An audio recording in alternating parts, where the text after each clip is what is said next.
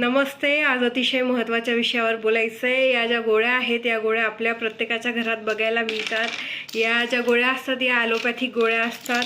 तर या काही ज्या गोळ्या आहेत त्यांना कोटिंग केलेलं असतं. या ज्या गोळ्यांना कोटिंग असतं आणि काही काही गोळ्या असतात त्याच्यावरती ह्या गोळीवरती आता लाईन नाही आहे. ही जी गोळी आहे हिच्यामध्ये बरोबर एक लाईन आहे. म्हणजे याचा अर्थ काय, ही जर गोळी आपण तोडली सपोज आणि तोडून घेतली तर ते जे ड्रग आहे तो ड्रग दोघं साईडला सारख्या प्रमाणात विभागलेला आहे, याचा असा अर्थ होतो. ती लाईन म्हणजे डिझाईन नाही आहे आणि ही जी गोळी आहे हिच्यावर लाईन नाही आहे. याचा अर्थ काय, तर ही गोळी तोडून घ्यायची गोळी नाही आहे, ही तोडून घेऊ नये. आणि या ज्या गोळ्या आहेत ज्यांना कोटिंग केलेलं असतं या गोळ्यांमध्ये पावडर फॉर्ममध्ये तुम्हाला मेडिसिन दिसेल. हे बघा, पावडर फॉर्ममध्ये मेडिसिन दिसेल. हे बघा, पावडर फॉर्ममध्ये हे मेडिसिन आहे. तर हे जे मेडिसिन आहे हे पावडर फॉर्ममध्ये असतं आणि तुम्ही जर सपोज एखादी गोळी तोडून घेतली किंवा एखाद्या गोळीचा कूट करून घेतला तर डॉक्टरांना जी अमाऊंट तुम्हाला द्यायची आहे पोटामध्ये तर ती अमाऊंट न जाता वेगळ्याच पोटेन्सीमध्ये तो ड्रग तुमच्या पोटात जाईल. आणि तसं झालं तर काय होऊ शकतं, ब्लड टॉक्झिसिटी निर्माण होऊ शकते तुमच्या शरीरामध्ये आणि त्याचा विपरीत परिणाम तुमच्या लिव्हरवर होईल, किडनीवर होईल.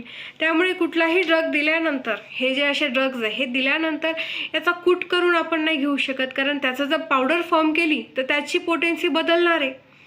इतकं साधं हे गणित असतं. आणि जिथे रेश नाही आहे ती गोळीसुद्धा जर तुम्ही दोन याच्यात विभागून घेतली तर तो जो ड्रग आहे, जसं डॉक्टरांना एक्सपेक्ट आहे तो गेला पाहिजे पोटात आणि त्याने काम केलं पाहिजे, तसं होणार नाही. त्यामुळे जो ड्रग दोन याच्यात विभागून घ्यायचा नाही आहे तो घेऊ नका. आणि सगळ्यात महत्त्वाची गोष्ट म्हणजे काही जे बुवा बाबा आहेत जे असे टेंट लावून बसतात बघा बाहेर, ते काय करतात, अशाच ॲलोपॅथिक ड्रग्ज घेऊन येतात ते आणि त्याचा कूट चूर्ण करून ते देतात. आणि आपल्याला वाटतं त्यांच्या मेडिसिनने फरक पडला किंवा त्यांनी ते मेडिसिन दिलं, ते तसं होत नाही. ते पावडर फॉर्ममध्ये एखादी मेडिसिन घेतल्यानंतर तिची पोटेन्सी बदलते.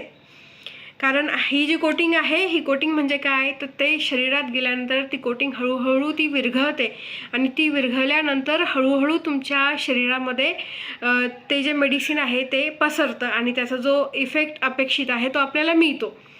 त्यामुळे ह्या काळजी घ्या. आणि लहान मुलांना जर डॉक्टरांनी टॅबलेट दिली असेल, शक्यतो असं होत नाही लिक्विड फॉर्ममध्ये त्यांचे मेडिसिन असतात, पण जर टॅबलेट दिलेली असेल तर ती टॅबलेट डॉक्टरांना न विचारता स्वतःच्या मनाने तिचा बारीक कूट करून ती पाण्यामध्ये विरघळून किंवा ती चमच्याने लहान मुलांना देऊ नका. धन्यवाद.